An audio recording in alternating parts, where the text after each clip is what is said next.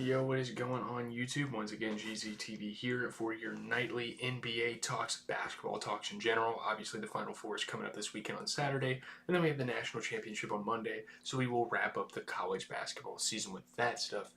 Really, I mean, if you're an NCAA fan, don't rely on me to cover the games at all during the regular season. I'm really just a March Madness guy because it holds me over until the NBA gets to the playoffs. But Wednesday, April 2nd, we had a couple of good basketball games. We're going to talk about the Kings and the Wizards.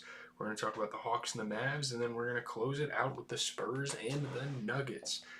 I mean, Russell Westbrook made a mistake. It's not like they lost the game. I just wanted to kind of troll for the title. Sorry if my hair looks like shit. I haven't got a chance to wash up tonight yet. Actually, my Squid Game video is posting right now. I'm working on that. It's going to be like a half hour.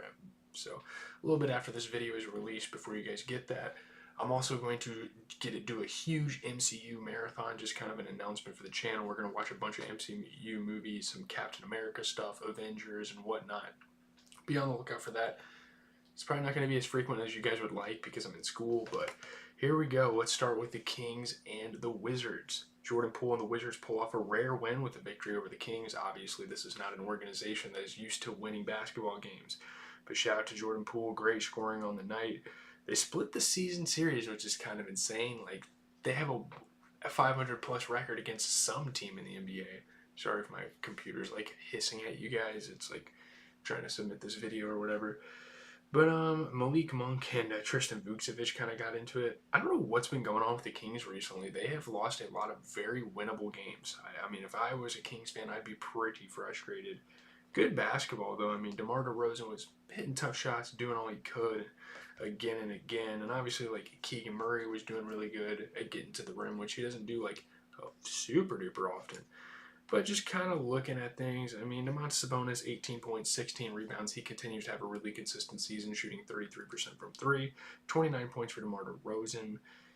Not really much else, man. I'm telling you, they need to figure out that point guard position. Keon Ellis just continues to have stinkers. Like, they made some adjustments to an extent, like giving Malik Monk more minutes as he should. But, dude, Keon Ellis, 0 for 3 from 3, shooting 20%. He's a great defensive player, and that's obviously why he's starting on this team, and that's where they value him.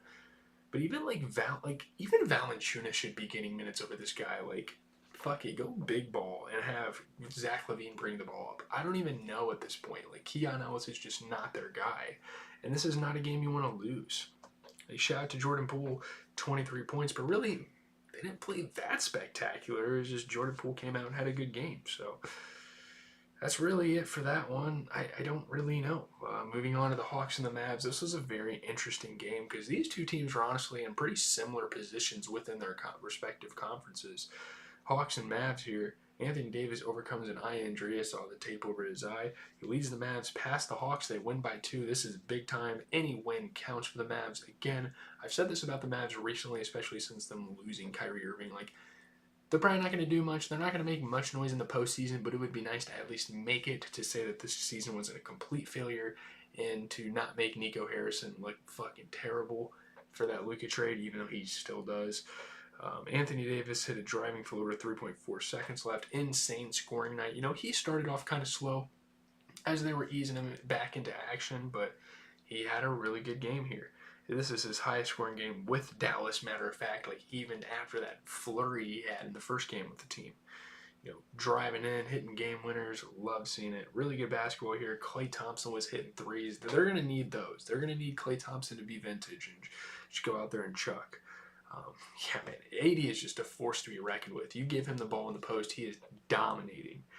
You know, alley-oops, everything. AD does it all, man. He's a fantastic basketball player, and I continue to say this on the channel. He's one of the more underrated players in the entire NBA. You look at the Hawks, though, you know, obviously the losers of this. 20 points, 14 rebounds from Onyeka Okongwu, 25 points, 12 assists for Trae Young.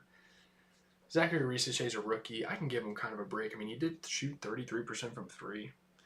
I don't know, he didn't have the greatest game. Like, Karis LeVert and Vic Krejci are kind of starting to come off the bench. Those guys definitely deserve more minutes. Karis LeVert and Vic Krejci, like, give those guys minutes. Vic is a really efficient three-point shooter. He goes out there and you get him a catch-and-shoot situation, he's going to knock the shots down. And Karis LeVert's just a really good offensive player to me. So, I don't know. I don't mind Zachary Rissache. Again, he's a rookie, and I think the Hawks basically clinched whatever. I think all the 10 teams that you see above there are at least going to be playing teams, but I don't really know. Just give Zachary Ricochet a shot, you might as well. 34 points and 15 rebounds for Anthony Davis, who shot 50% from three. Shout out to Spencer Dinwiddie as well, 14 points, 10 assists, doing really well. It's unusual, like obviously he's trying to ease himself into that point guard position without Kyrie, but he's doing a pretty good job at it, shooting 40% from three, so it's not terrible. Moving on to the final game of the night, the Spurs, the Nuggets did lose. What the fuck am I talking about? That error could have possibly led to the loss, but Spurs and Nuggets, a lot of fucking mishaps. Again, the Nuggets shouldn't be concerned at all. They are 17 games over 500, but I mean, Harrison Barnes and Chris Paul lead the Spurs past the shorthanded Nuggets. They win by 7. They didn't have all their players, but again, neither did the Spurs, so that's not really an excuse you can use here. Yeah, it's 6 San Antonio players in double figures, and especially Harrison Barnes having a great scoring night, just using his veteran pros to get it going. And again, the Nuggets are short on players, but Russell Westbrook just gifting buckets to the other team, looking like fucking Will Levis out there turning the damn ball over. This was a pretty good game, though, of course. You know, Stephon Castle, the young guy getting to the rim. He was in the dunk contest, so we know he's a fucking dunker. Jalen Pickett had some nasty stuff going. He kind of had to play for the Nuggets. He usually doesn't play, but that was cool. Vlatko Konkar in place of, I think Jokic was out this game. He played pretty decent. This was not the Nuggets, I don't know. I don't think they played that bad. I mean, 20 points out of Harrison Barnes, 15 points, 15 rebounds for Stephon Castle, shooting 33% from three. Samu, who's getting a lot more rotational minutes, 16 points, 10 rebounds off the bench, shooting 40% from three. Not a bad game for the Nuggets. 10 points, 17 rebounds for DeAndre Jordan while shooting 50%. He's still showing flashes of being a really good fucking basketball player. Now, obviously, not having Wemby out there is going to help him a little bit because I think they're starting big. It's Biyombo. I mean, that's not terrible. Biyombo's been known to be a good at-the-rim defender. 30 points, 11 rebounds for Russ Westbrook. He shot 30% from three. I guess you can kind of pardon how he played, based on that stat line. 17 points, 10 assists, 11 rebounds for Jordan. What was his name? Jordan Pickett's on the fucking SIUE Cougars. This is Jalen Pickett. 17 points, 10 assists, 11 rebounds, shooting 50% from three. Just not a great game for Zeke Naji. I'm not even really sure why they started him. I would have rather seen Vlatko Konkar start. And, throughout the game, they did make that adjustment in giving Vlatko some more minutes. But, yeah, Trey Alexander plays? Wow, that's pretty cool. I think he went to Creighton, actually.